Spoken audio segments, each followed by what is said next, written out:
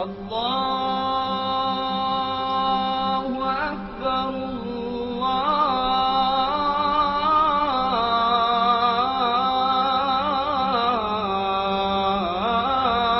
الله أكبر.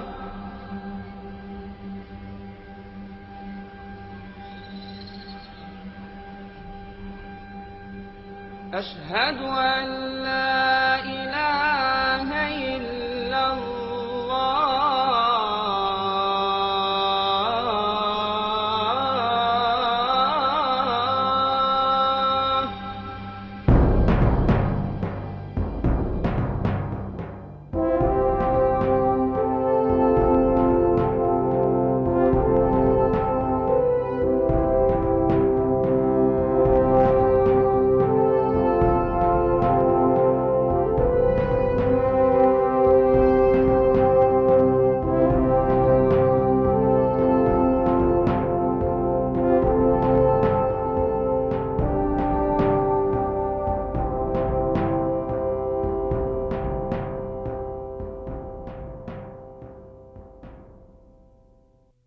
حي على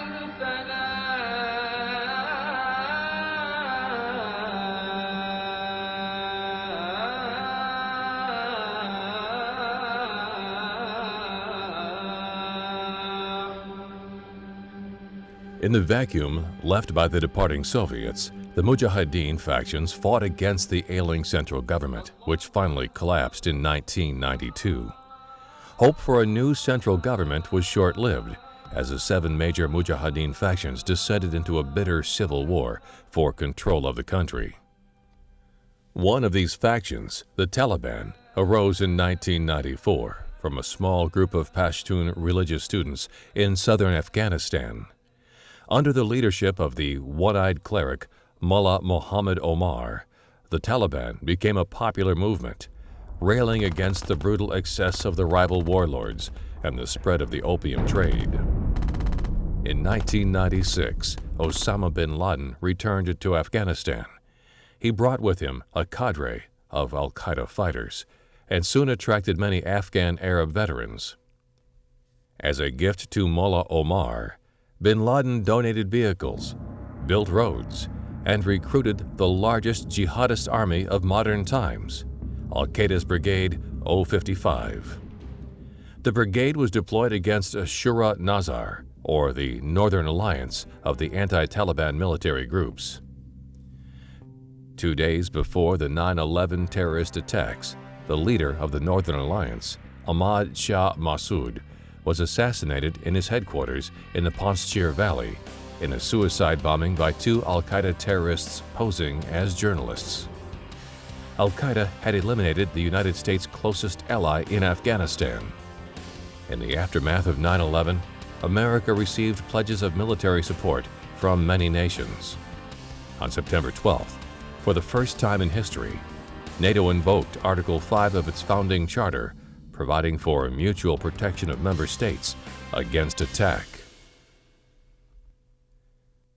Immediately after the September 11th attacks, there was great sympathy for the United States around the world. A lot of personal, political, all kinds of sympathy. And some of it had practical political implications. At the United Nations Security Council, for example, there was almost immediately a resolution that authorized essentially self and collective defense against these attacks. And NATO, for the first time in its history, invoked Article 5 of its charter, which was basically the right to collective defense, which meant that one member state had been attacked, so all the other member states would agree to provide resources to come to its defense. Right? It's kind of remarkable because NATO was created with the idea that the U.S. would come to the defense of Western Europe, but the first actual invocation of the treaty was the European allies saying they would come to the defense of the U.S. who had been attacked by this ambiguous non-state force. I mean, the whole alliance had been created with the idea that it would be the Soviet threat and its allies that would attack. I think basically NATO has made good on the promise that it made almost immediately after the attack. I mean, within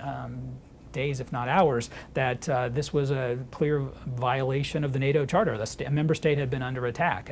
And even though it wasn't the government of Afghanistan per se that had attacked the United States, essentially the government of Afghanistan, the Taliban, had allowed the attack to emanate from there. So the reason why NATO states are in Afghanistan is because the treaty allows it, they voted to do it, and I think that they've basically agreed with the idea of the war. It was not at all the same with Iraq, where many of the state members, like Germany and France, were reluctant. I mean, they agreed with that policy, they disagreed with the other policy. Our NATO allies said this was an injunction of Article 5, that an attack on one member of the alliance is an attack on all and justifies a military response. Again, it's a more complicated situation than other wars because you have this one initiated by a non-state actor, in effect. Yes, the Taliban had sanctuary in Afghanistan, but it wasn't the government of Afghanistan that attacked anyone. That's what's made this conflict so complicated now, in that you have terrorists as non-state actors conducting warfare, and that's very different from what we faced in the past. But if you look at the response of the Allies to Afghanistan and their response to Iraq, that's where you can see that apparently they didn't have the same sort of emotional investment in it that the Bush administration did. They were not convinced that it was worth a campaign against Iraq. On the other hand, Afghanistan clearly was, and that was, if you will, a just war, and they were willing to support it. This paved the way for NATO participation and deployment of troops in Afghanistan.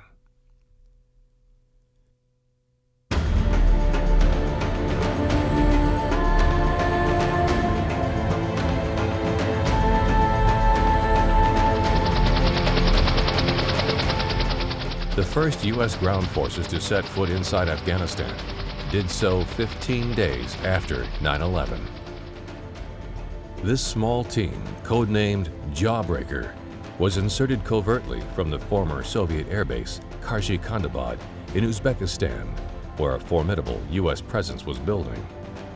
The Jawbreaker force landed in the Pastir Valley in a Russian-built but CIA-operated Mi-17 helicopter in the pre-dawn darkness of September 26th.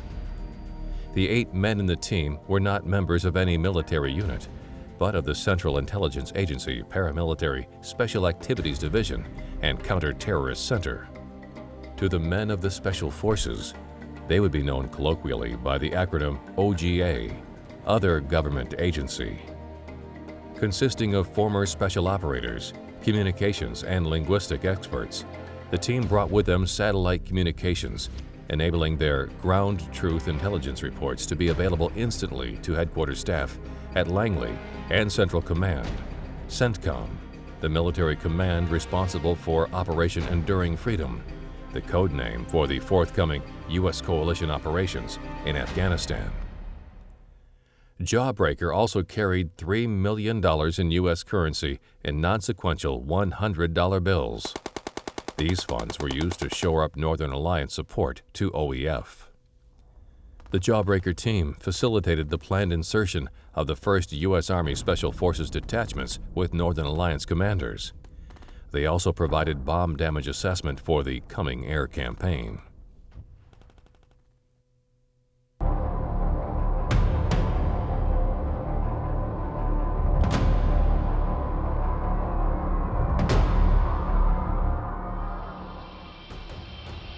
Operation Enduring Freedom began officially on the evening of October 6, 2001, with Operation Crescent Wind, the coalition air campaign targeting Taliban command and control and air defense facilities. The Combined Air Operations Center for OEF was based at MacDill Air Force Base, Florida. In October 2001, it generated an air tasking order that saw the beginning of a bombing campaign against Afghanistan in retaliation for the attacks on the United States. The B-2A Spirit earned a place in the record books for the longest non-stop combat mission ever which lasted in excess of 40 hours. They carried weapons loads that included 2,000-pound Joint Direct Attack Munitions, or JDAMs. JDAM is a guidance kit that converts unguided bombs, or dumb bombs, into all-weather smart munitions. JDAM-equipped bombs are guided by an integrated inertial guidance system coupled to a global positioning system receiver, giving them a published range of up to 15 nautical miles.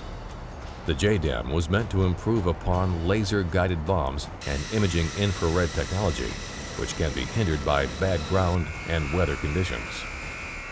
With the long transit time to Afghanistan from the Spirit's home base at Whiteman Air Force Base, Missouri, the B-2s often took off without having a target assigned to them. As they approached Afghanistan, targets were passed to them via E-3 Sentry AWACS. Targets ranged from terrorist training facilities, the Taliban's few radars, and airfields, to command and control facilities. The B-2 represents some of the most modern stealth technology in a manned operational aircraft, as the F-117 Nighthawk design bears the hallmarks of the 1970s technology. The smooth, clean lines of the B-2 are the products of the extremely powerful computers and software that were available a decade later. It is the aircraft's flying wing design itself that gives the B-2 its first level of radar avoidance and a reduced infrared signature. Most of the Taliban's aging SA-2 and SA-3 SAMs, along with their attendant radar and command units, were destroyed on the first night of operations, as were their small fleet of MiG-21 and Su-22 aircraft. While the B-2 struck the most important Taliban targets early on, conventional forces formed the backbone of the OEF. With the threat of high-altitude SAMs negated and total air dominance quickly established, aerial targeting soon focused on Taliban infrastructure, leadership and troop targets, as well as known Al-Qaeda facilities. These targets were struck by a range of USAF, USN, USMC, and British RAF aircraft types, F-16 Fighting Falcons, FA-18 Hornets, B-1B Lancers, B-52H Stratofortresses, F-15 Eagles, and others, all gathered in the crowded Afghan airspace as the Taliban and Al-Qaeda were driven to the mountains. The way was now clear for deployments on the ground. Under the overall leadership of General Tommy Franks, Coalition Forces Commander, 4 major task forces were initially dedicated to the OEF: the Combined Joint Special Operations Task Force, Combined Joint Task Force Mountain, the Joint Interagency Task Force Counterterrorism, and the Coalition Joint Civil-Military Operation Task Force. The CJSOTF comprised 3 subordinate task forces: Task Force Dagger, Task Force K-Bar, and the secretive Task Force Sword, later Task Force 11.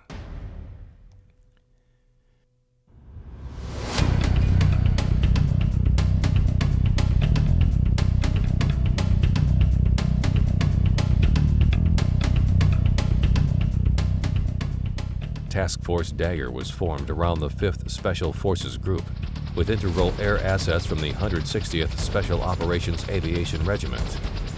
The 160th is headquartered at Fort Campbell, Kentucky. The 160th SOAR is also known as the Night Stalkers, and their motto is, "Night Stalkers don't quit."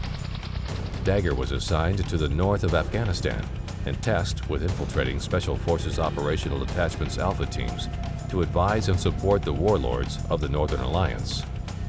These ODAs were generally composed of a Special Forces A team, supported by an Air Force Special Tactics team, and worked jointly with CIA assets already on the ground.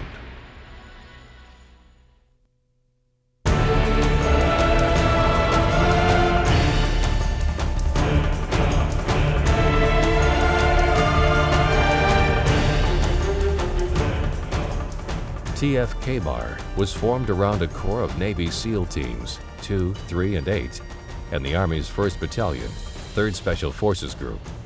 The SEALs were structured in 16-man platoons, 6 men comprising a SEAL team.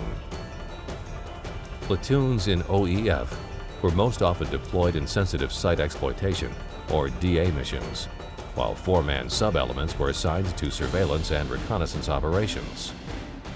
The SEALs are generally considered to be more focused on direct action when compared with the unconventional warfare focus of Army Special Forces. K-Bar was additionally the home of several SOF units from other coalition nations, including the German Kommando Spezialkräfte, Canada's Joint Task Force 2, and New Zealand's 1st Special Air Service Group.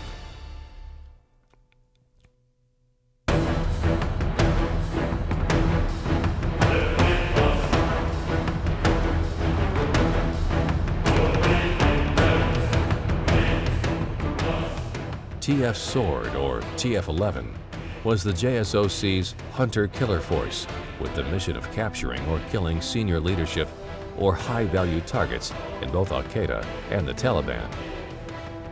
Sword was structured around a two-squadron force, components of Special Mission Unit, SMU operators from the Combat Applications Group, CAG, and the Naval Marine Special Warfare Development Group, supported by Ranger security teams and the intelligence specialists of Gray Fox, NSA, and the CIA.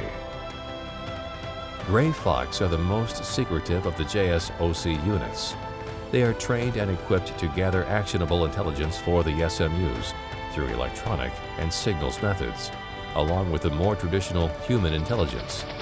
They were also experienced at manhunting, having helped target and capture HVTs in the Balkans, Somalia, and Colombia.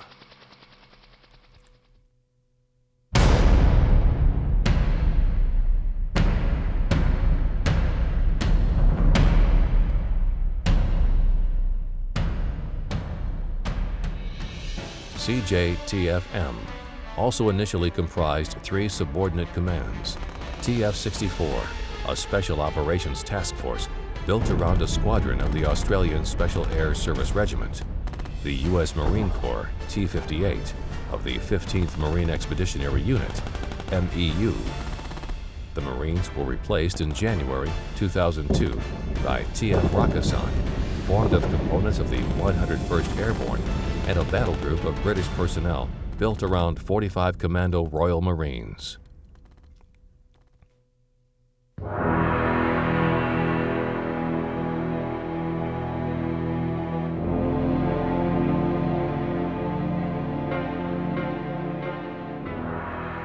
As the aerial campaign continued, TF Dagger was planning to insert their first teams into Afghanistan. Aviators from the 2nd Battalion of the Night Stalkers maintained their MH-47E Chinooks and the MH-601s on strip alert, awaiting a break in the bad weather to allow the helicopters to negotiate safely the notorious Hindu Kush Mountains. After 2 weeks of preparatory aerial bombardment, the first two SF ODA were infiltrated into Afghanistan in the evening and early hours of October 19, 2001. The first team to touch down was the 12-man ODA 555, who linked up with Jawbreaker in the Pastir Valley and were taken to a safe house of a local warlord.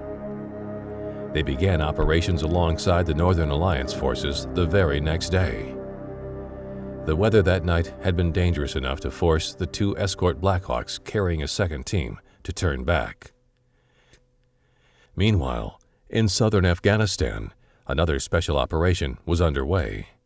Some 200 Army Rangers from 3rd Battalion, 75th Ranger Regiment, with the 23rd Special Tactics Squadron, conducted a combat drop onto a remote airstrip southwest of the city of Kandahar. Preceded by a small Army Pathfinder team, the Rangers met minimal Taliban resistance. The location, codenamed Objective Rhino, was quickly secured. The Ranger mission also paved the way for later use of the airstrip as Forward Operating Base Rhino by the Marines of the 15th MEU. While TF Sword carried out the Kandahar raids, ODA 595 was striking up a productive relationship with Rebel General Dostum in the north. On October 20th, the team guided in the first JDAM from an orbiting B-52. The rebels were very impressed by the American firepower. The ODA 595 Bravo team were coordinating their own airstrikes in the Darya Suf Valley, cutting off and destroying Taliban reinforcements and frustrating their attempts to relieve their embattled forces in the north. The Taliban began to withdraw toward Mazar-e-Sharif, with ODA 595 Alpha Team following, pausing only to direct further air support. On November 10th, Mazar-e-Sharif fell to the alliance, providing the first hint that the war might not be the year-long affair predicted by the Pentagon. 3 days after the fall of Mazar-e-Sharif, Kabul was captured by General Fahim Khan and the men of ODA 555. Surviving Taliban and Al-Qaeda retreated toward Kandahar and Tora Bora. Civil affairs teams and tactical PISOP teams immediately deployed into Afghanistan to assist in winning the hearts and minds of the inhabitants. It was kind of cool when we got there and we actually got off of the plane and we're standing in Afghanistan looking around, seeing the mountains. It was just kind of a surreal and unreal kind of feeling, because it was something, like I said, we'd all thought about and kind of built up in our head, and then now here we are, we have the chance to do it, and we're, on the ground right here getting ready to do something that's going to change our lives and hopefully change the lives of a lot of other people as well. The American assistance was well received by the liberated villagers. I think we were exceptionally accepted a lot more. We were welcomed with a little more open arms. They were very aware of the job we were there to do. They acknowledged the fact that we were here to help them and to give them something back, to teach them more of what they could do for themselves.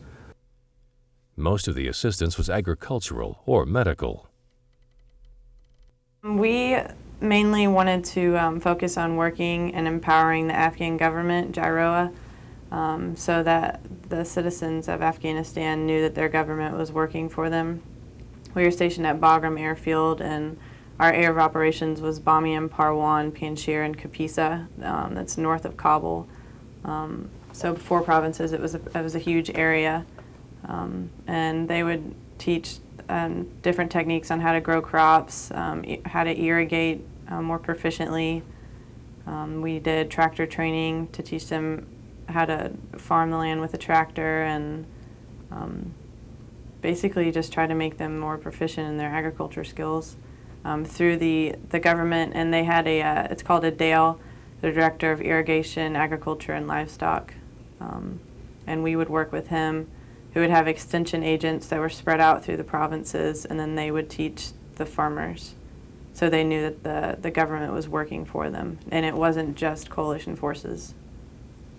I actually got to participate in it was a medical aid station type thing that was set up in a village right outside of our base, where it was myself and 2 other medical providers, where we went out and just set up a clinic basically inside a school that wasn't being used. And we saw, it was over 3 days, and we started at 7 in the morning and went till 5 in the evening.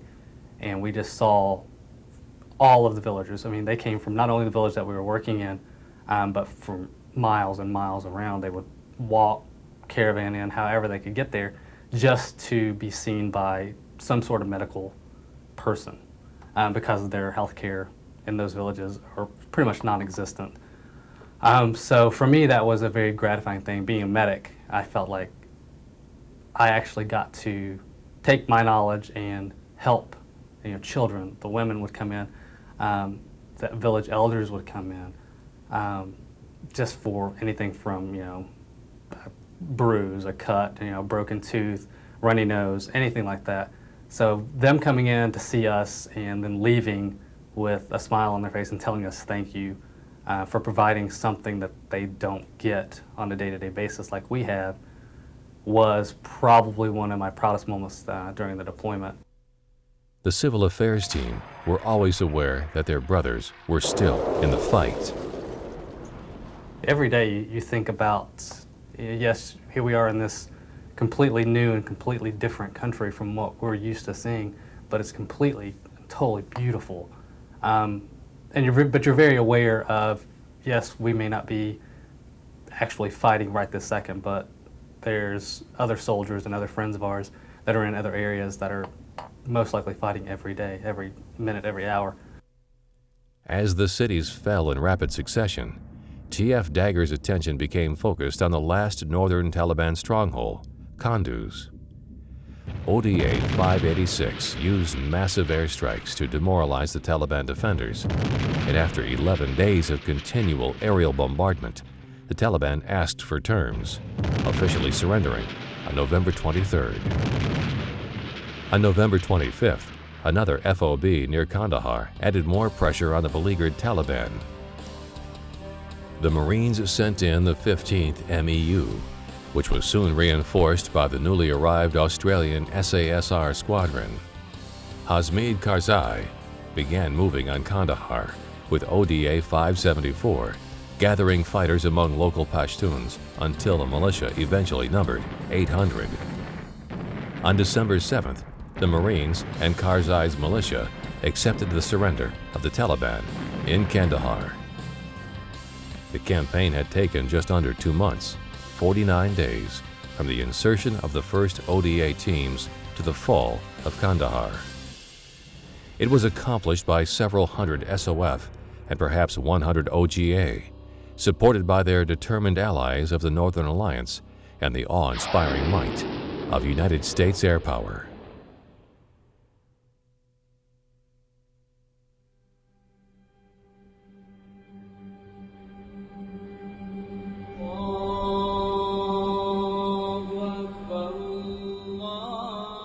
After the fall of Kabul, Al-Qaeda elements, allegedly including bin Laden and other leadership figures, withdrew to the eastern city of Jalalabad, capital of Nangarhar province.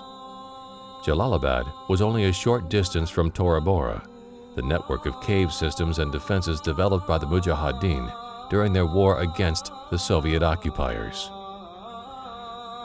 Tora Bora lies in the White Mountains, only 12 miles from the border, where a crossing point at Parshinar leads into Pakistan's northwest frontier province. The area was familiar to bin Laden. He knew that the mountain caverns would provide the perfect stronghold, one that the Soviets had never managed to fully conquer. Coalition signals and human intelligence suggested that significant numbers of Al-Qaeda fighters and possible high-value targets were moving from Jalalabad to take refuge in Tora Bora. Due to resistance from higher echelons, a decision was made to attack Tora Bora using SOF supporting local militia. Eventually, some 3,000 Afghan militia forces paid for by the CIA were recruited for the operation to isolate and destroy Al-Qaeda elements using Tora Bora as a sanctuary. The leader of the CIA Jawbreaker team requested the 3rd of the 75th Rangers to act as stop groups along escape routes from Tora Bora, but the JSOC commander denied the request. U.S. Marine Corps General James Mattis believed that using Rangers to seal the trails might have succeeded.